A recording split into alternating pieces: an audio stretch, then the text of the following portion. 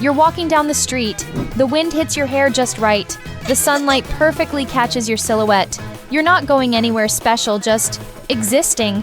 But in your head, lo-fi music swells and you're the lead character in an A24 indie film. Congratulations, you've unlocked main character energy. If you've ever waited for golden hour just to film a TikTok subscribe, this video was written for you. Let's explore the art of self-narration. VR versus AR. What's the difference? First up, virtual reality or VR. Think of VR as your express train to another dimension. When you put on a VR headset like a MetaQuest, your current reality is completely replaced. You're not just looking at a screen, you are somewhere else, a fully computer-generated simulation designed to trick your senses into believing you've been transported. It's about total immersion, whether that's in a fantastical game world, a serene virtual landscape, or a bustling digital social space. Augmented reality, or AR, plays a different game. Instead of replacing your world, AR adds to it. It overlays digital information, graphics, sounds, interactive elements onto your real-world view, usually through your smartphone screen or increasingly through smart glasses. Think of it as a digital layer enhancing the physical world you're already in. So the core distinction is, this VR takes you somewhere else. AR changes the world you're already in. For Gen Z, AR is practically second nature. We're talking about those ever-popular Snapchat lenses that give you puppy ears or transform your face in real time. Many have grown up with this technology seamlessly integrated into their social media. The MetaQuest is a familiar VR device for this generation, making those alternate realities more accessible than ever.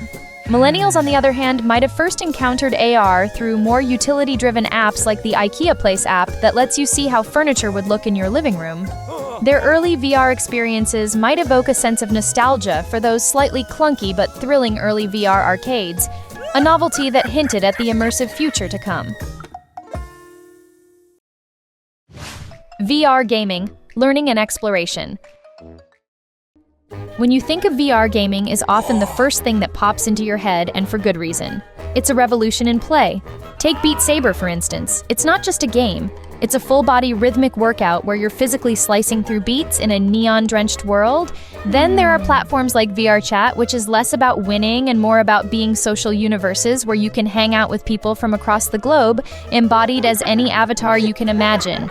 It's about presence, interaction, and shared experience in a way that traditional gaming can't quite replicate. But VR's potential stretches far beyond the digital playground. Imagine exploring the deepest oceans or the surface of Mars without leaving your room thanks to experiences like Google Earth VR. Or consider the world of education and training. Here's a powerful story cue. One medical student used VR to practice heart surgery without ever touching a real body. Companies like Osso VR are creating incredibly realistic surgical training modules, allowing medical professionals to hone their skills in a risk-free environment. Studies have even shown that training with Osso VR can improve a surgeon's overall performance by a staggering 230% compared to traditional methods. This isn't just about learning facts, it's about building muscle memory and decision-making skills in high-stakes scenarios. For Gen Z, who are digital natives, this kind of immersive learning feels incredibly intuitive and engaging. Why just read about ancient civilizations when you could virtually walk their streets? The potential to make education more experiential and effective is immense. When it comes to adoption, Gen Z is often the excited explorers, readily diving into new virtual worlds. Statistics from 2024 show that 75% of Gen Z have used VR. Millennials, while intrigued by the potential particularly for practical applications and high-fidelity entertainment, might be slightly more cautious testers, weighing the investment against the experience. They've seen tech waves come and go, but the curiosity and engagement are undeniably strong. AR filters, social play, and shopping. Now, let's shift our focus to augmented reality, which is all about enhancing the world we're already in, often in playful and practical ways. And nowhere is this more evident than on social media platforms like Instagram, TikTok, and Snapchat. These platforms are essentially AR playgrounds. For Gen Z, AR filters are far more than just a silly distraction. They're a dynamic tool for self-expression, a way to remix their identity, convey a mood, or match a particular aesthetic in their posts and stories. It's a fluid, creative extension of their digital persona. Brands have quickly caught on creating viral AR effects that turn users into active participants in their campaigns. L'Oreal, for example, saw a 43% greater purchase intent with their AR virtual try-on effects on TikTok. Platforms like TikTok's Effect House even empower users to create and share their own AR effects, democratizing content creation and fostering a highly participatory culture. But AR's utility extends well beyond the perfect selfie or viral dance challenge. Planning a room makeover AR apps let you virtually place furniture in your actual living space to see how it fits and looks. Visiting a museum. An AR guide on your phone could bring exhibits to life with interactive 3D models and layered information, making the experience richer and more engaging. Imagine this at a wedding. An AR filter custom-made for the couple turns the dance floor into a swirling galaxy or makes digital flower petals rain down as guests capture videos. Suddenly, everyone is sharing these unique augmented moments, creating a collective digital memory. AR is subtly weaving itself into the fabric of our social lives, enhancing shared experiences. Millennials often appreciate the utility of AR, especially for practical tasks like home planning or making informed shopping decisions. While they engage with social AR, their exploration might be more measured compared to Gen Z's rapid and widespread adoption of every new filter and effect. What's the weirdest or most amazing thing you've done in VR or with an AR filter? Drop it in the comments. We want stories. Emotional connection through immersive media. Beyond the thrill of gaming, the fun of filters or the convenience of virtual shopping, AR and VR are beginning to touch something much deeper: our emotional lives and the ways we connect. In an increasingly globalized world where friends and family are often scattered across continents, VR can offer a profound sense of presence that a simple video call often lacks. Imagine attending a family celebration as an avatar, feeling genuinely like you're in the room, sharing laughter and conversations with loved ones who are thousands of miles away. This became particularly poignant during the recent lockdowns. Many of us felt the sharp sting of isolation, but stories emerged of families finding innovative ways to bridge the distance. Consider this one family threw a surprise VR birthday party for their grandmother. She learned to navigate the headset, and suddenly there she was as her avatar, surrounded by her virtual family, blowing out virtual candles on a cake. For them, it wasn't a perfect replacement for a physical gathering, but it was a powerful, joyful, and deeply emotional connection during a challenging time.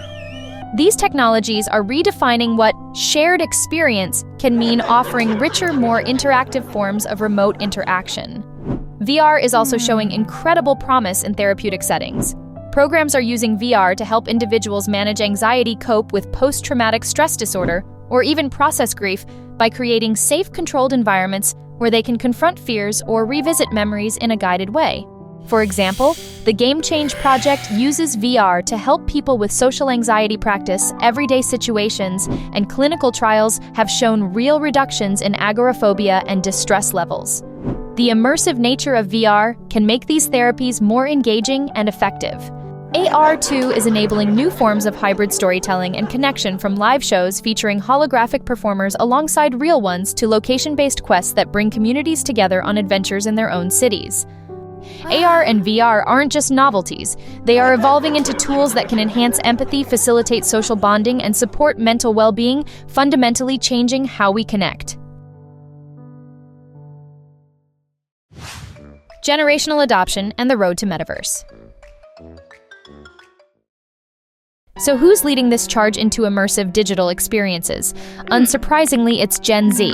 Having grown up with smartphones as an extension of their hands and TikTok filters as a daily form of expression, immersive tech often feels native, not novel to them.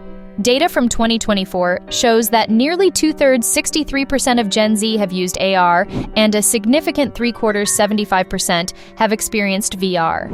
Furthermore, 38% of Gen Z own a VR headset, compared to 26% of millennials. This comfort and early adoption are key drivers in the evolution of these technologies. Millennials, while perhaps remembering a world with rotary phones and dial-up internet, are not far behind and are adapting with impressive speed. Over half of millennials have used AR, 51%, and VR, 53%.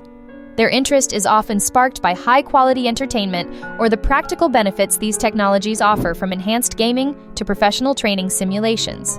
This enthusiastic adoption by both Gen Z and Millennials is paving the way towards what many call the metaverse. Now, the metaverse isn't some single ready-to-plug-in universe just yet. The initial hype has certainly tempered a bit.